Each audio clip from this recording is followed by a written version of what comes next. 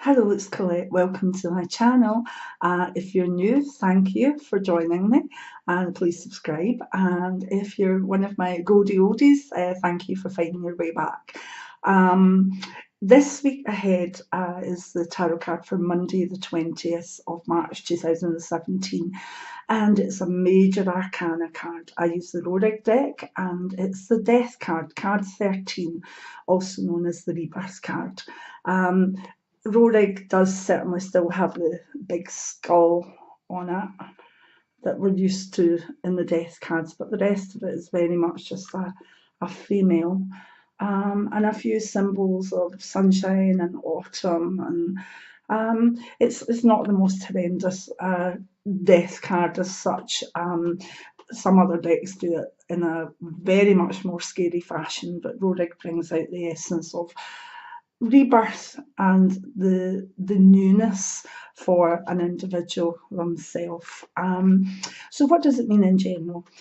First things first, it's a brilliant card for as we're heading towards the spring equinox if you're in the northern hemisphere, and your autumn equinox if you're in the southern hemisphere. I know a lot of you are in Australia, so thank you.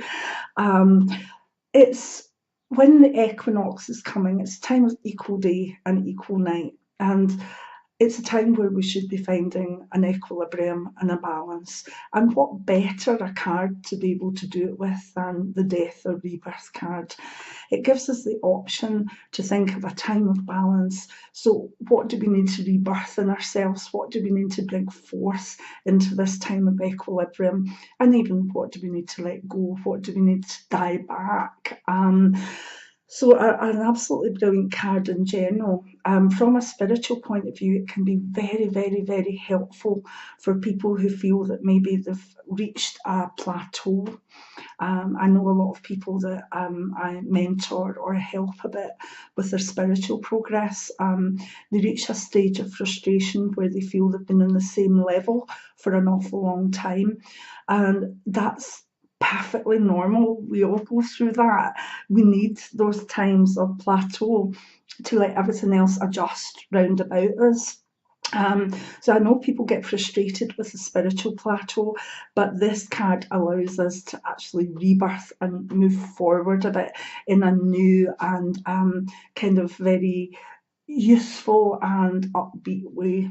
So very, very good card for those of you that are trying to move forward spiritually in the week ahead. And I know from the videos that are moving ahead on this channel, the healing ones, the clairvoyant ones, that a lot of you are interested in taking your healing, taking your clairvoyance, taking your mediumship forward. So great card for you this week. But in general, it's a time to really look as to where you need to rebirth, what spring-like energies you can bring forward, and be ready for a rebirth in any area of life that this card decides to sit in for you. So if we look at career, very much a card of projecting forward as to who you want to be. It's a card of allowing the past to be in the past and allowing you to say, okay, in career, where is my new direction? Maybe you've been with the one direction or on the one plateau for a while.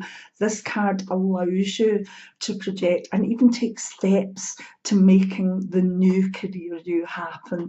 That could be applying for a new job. It could be baby steps like maybe taking a course that would push you forward to be in a position to renew, to literally take the new beginnings that you need.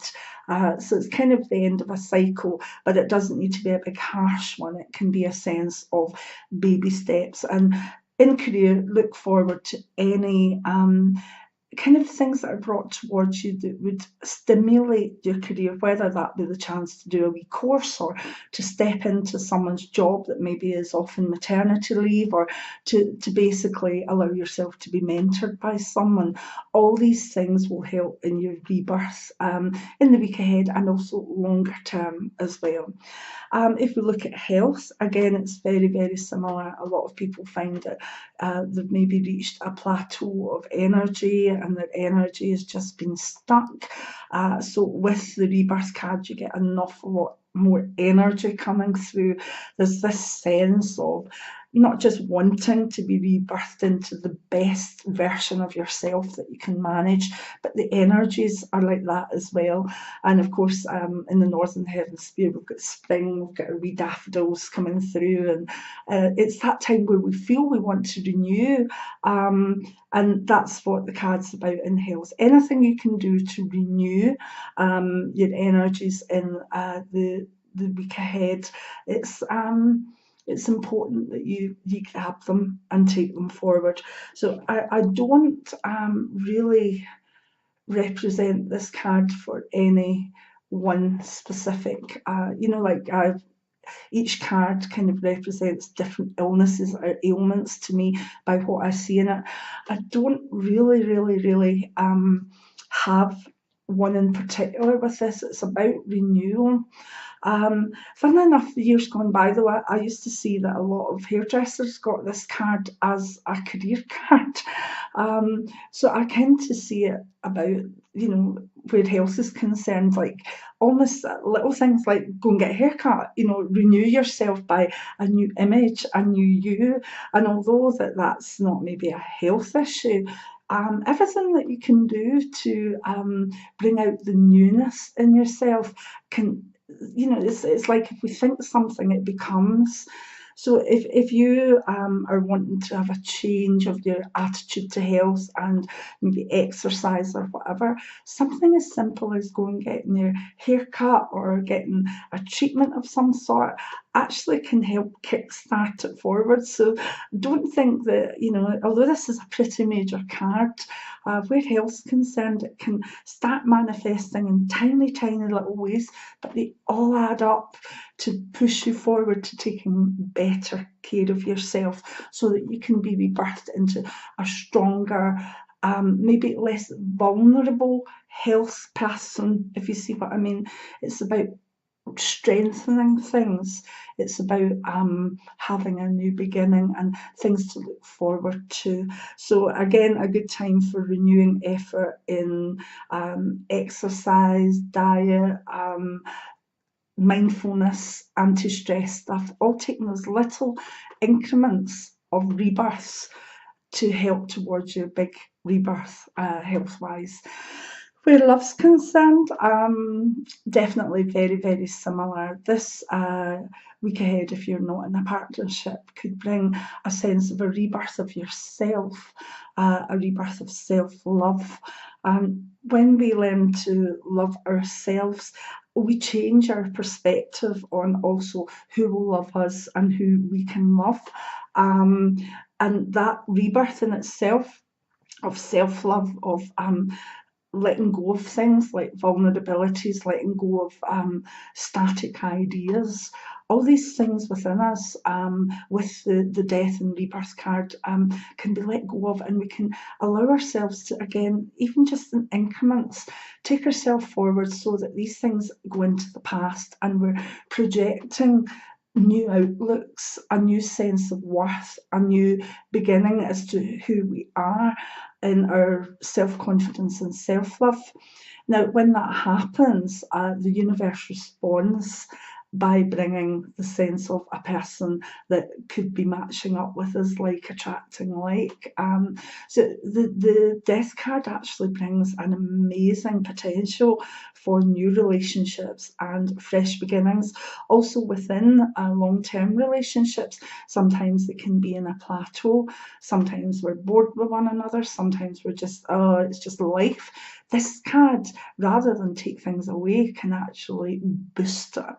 Now, the thing is, if a relationship is past its sell-by date and people are just hanging on in there because it's what they're doing, yeah, the death card can certainly move things forward for you to consider a rebirth, and that's not a bad thing. It's really not. So although it looks quite a horrendous card, it can actually be an amazing card for finding a new partner and also for reinvigorating and rejuvenating a long-term partnership. If we look at money, again, it's about maybe spring cleaning your finances. It's about rebirthing the way you want to live. This card certainly family can bring things like house moves, it can bring things like travel plans, it can bring, even as we say, health plans, signing up for a gym. It's not a wee frittering away card. If you're going to spend money this week, it will be for a rebirth of some kind. And if you're not doing that, then you're not following the influence of this major arcana card. Yes, if there's cash to be spent, it's for something that will benefit you or a partnership or your job, an investment.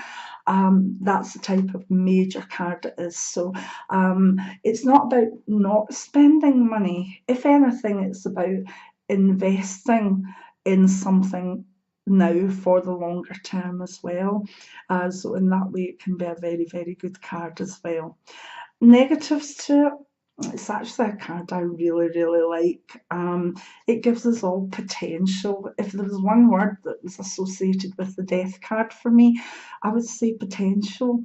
It opens up potentials of who we want to be, where we want to be, and who we want to be there with. So don't fear the death card. You really don't have to, unless, as I say, there's a certain few other cards round about it that would bring forth the potential for a physical death. But in a weekly tarot card, we're dealing with one card and its general influence. So don't be thinking that you're going to lose someone this week. It's not like that. It's about rebirth. It's about moving on. Okay, so enjoy it for the week ahead, and tell me in the comments if you are feeling the influence, and maybe even what you did in the rebirth thing. Did you get a massive change of image? Did you get a haircut? Did you change your wardrobe around, or did you do something more major? Like, did you change your job? Did you make travel plans? Did you meet the love of your life? All interested, please comment. Give me a thumbs up for the weekly tarot card videos if you like them, and I look forward to seeing you next week.